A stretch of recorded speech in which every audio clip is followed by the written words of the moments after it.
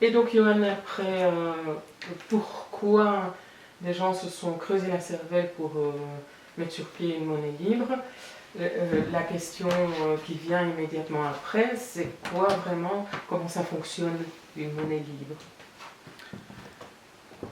Une monnaie libre, elle fonctionne à partir d'outils numériques, en fait, qui sont directement issus de toutes les innovations culturelles qui sont liées à la connaissance ouverte, les logiciels libres, cette dynamique de partage, des modes d'organisation qui sont distribués, c'est-à-dire que ce n'est pas chacun pour soi ou un collectif abstrait ou centralisé qui dit quoi faire, c'est des gens, des réseaux, des communautés dynamiques qui s'associent pour œuvrer ensemble.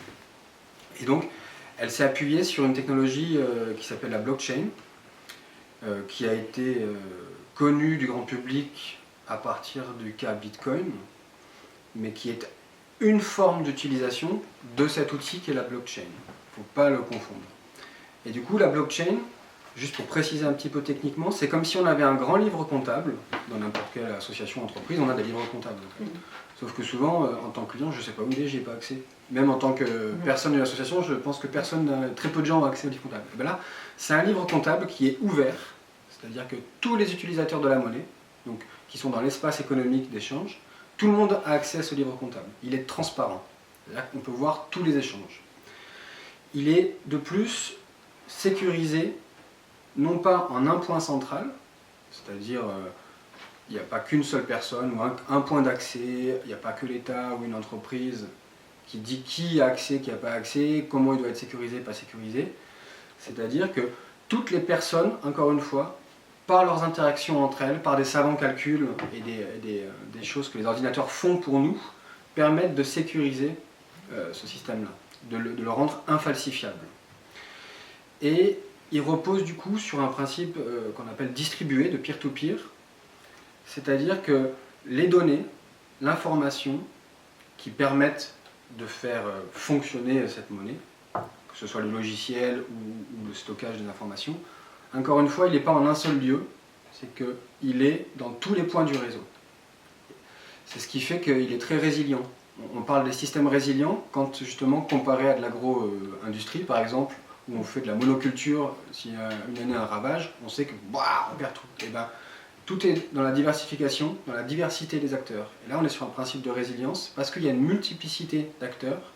S'il y en a par exemple qui ont un souci ordinateur, ça ne fait pas tomber tout le réseau parce qu'il y a tout le reste qui prend le relais.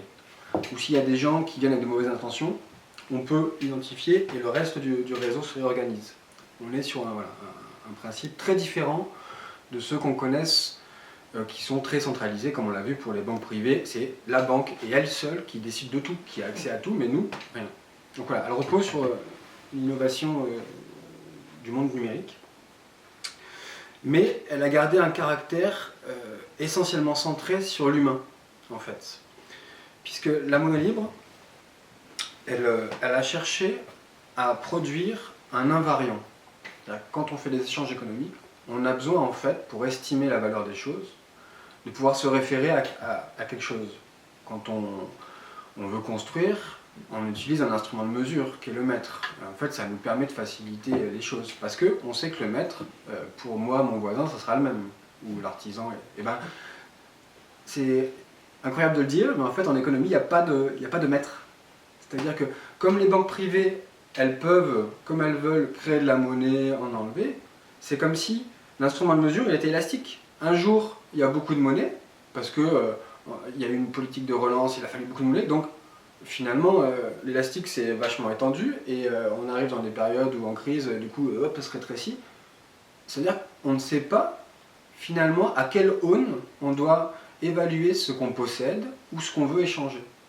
Donc, l'enjeu premier, ça a été de se dire, il faut définir un invariant qui nous permette, en tout temps et en tout lieu d'avoir la même mesure, pour qu'on puisse se comprendre et savoir à partir de quoi travailler. Et la réflexion a été de se dire, en fait, dans une économie, on peut tout enlever ou tout remplacer, n'importe quel produit, on peut enlever une voiture, on peut enlever une maison, on en trouvera autre chose, mais il n'y a qu'une chose qu'on ne peut pas enlever, c'est l'homme. Ça paraît bête. Oui, bon. Il me semble. Enfin, le monde continuera d'exister sans les hommes, peut-être. Oui, non, mais l'économie, non. Parce que l'économie est proprement humaine. Ah, d'accord, oui. Ok. Mais du coup, en venant là-dessus, en se disant que la pierre angulaire de toute économie, c'est l'homme, qu'est-ce qu'on partage? C'est la vie. Du coup, l'idée a été de se baser sur l'espérance de vie humaine pour faire en sorte que chaque personne qui rentre dans la monnaie, à un moment donné, en fait, elle ait accès à la monnaie selon la vie humaine. C'est-à-dire que la monnaie est créée quand on rentre, pour soi, elle est créée au moment où on rentre dans la monnaie, et elle va disparaître avec sa mort. C'est-à-dire qu'en fait, pour s'assurer que la monnaie soit distribuée de manière équitable en tout temps et en tout lieu, il ne faut pas aller la quémander ailleurs que là où on en a besoin, c'est-à-dire chez chaque personne. Dans cette monnaie, chaque personne devient co-créatrice de la même part monétaire que toutes les autres personnes qui sont dans ce système-là. C'est-à-dire que la monnaie est créée là où on en a besoin. C'est les gens qui font l'économie. Après, il y a des savants calculs pour qu'on soit sûr que chaque personne ait la même part.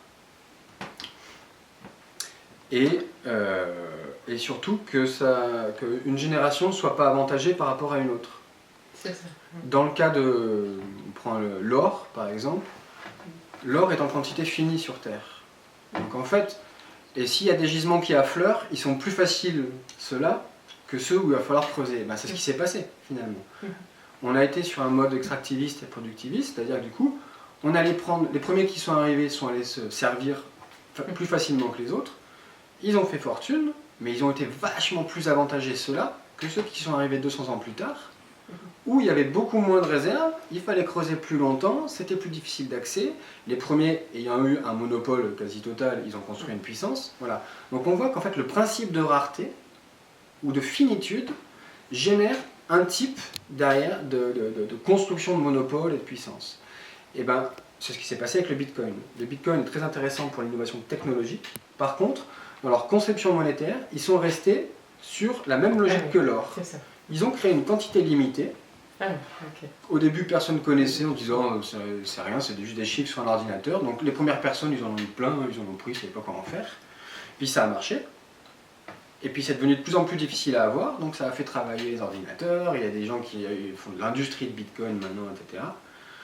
Parce qu'on est sur le même principe, on est sur des quantités finies, c'est-à-dire qu'on travaille vraiment là-dessus, sur la rareté, c'est le principe de rareté qui fait la valeur.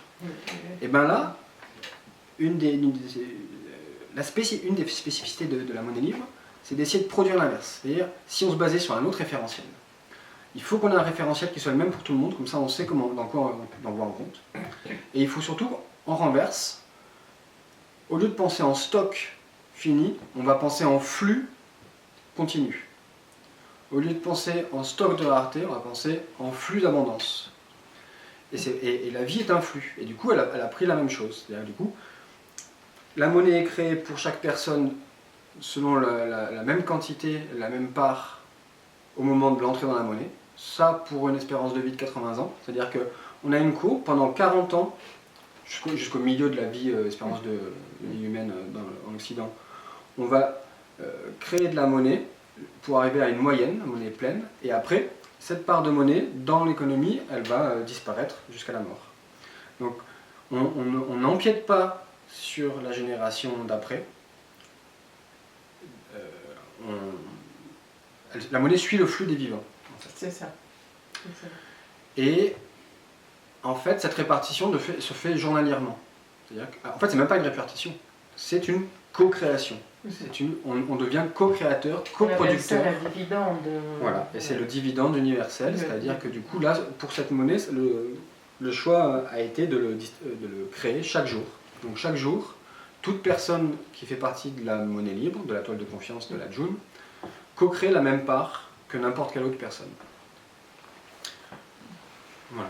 Ça, c'est vraiment le principe de la monnaie libre. Et elle repose quand même sur 4 libertés fondamentales que je peux repréciser, qui sont du coup la liberté de choisir la monnaie, c'est-à-dire qu'on n'est pas, personne ne va nous imposer d'utiliser cette monnaie. La liberté d'utiliser les ressources dans un principe de non-nuisance, c'est-à-dire qu'aucune personne ne peut être avantagée par rapport à une autre dans l'accès à la ressource monétaire. Il n'y a pas des gens qui auront un accès plus facile à la monnaie que d'autres. On est égalitaire devant l'accès à la monnaie. La troisième liberté, c'est la liberté de produire de la valeur et d'estimer la valeur dans la monnaie. C'est-à-dire qu'il n'y a pas une norme imposée qui serait imposée comme ça par ailleurs. C'est bien dans la réalité de l'échange, dans la relativité de l'appréciation des choses et d'accord de gré à gré que finalement la valeur et l'échange se fait. Et la dernière, qui est corollaire de tout ça, c'est la liberté d'échanger dans la monnaie. Personne ne peut nous interdire d'échanger dans la monnaie. Voilà, cette monnaie, elle est récente, elle est toute jeune, puisqu'elle a 2 ans d'existence. On doit être 2000 personnes aujourd'hui, réparties sur tout le territoire français. Elle est française, puisque je l'ai dit tout à l'heure, je crois, mais le concepteur de ce principe, la théorie relative de la monnaie, Stéphane Laborde, est un Français, qui depuis 2011 du coup, a travaillé à faire connaître cette monnaie, chercher des gens qui pouvaient l'aider à le mettre en travail.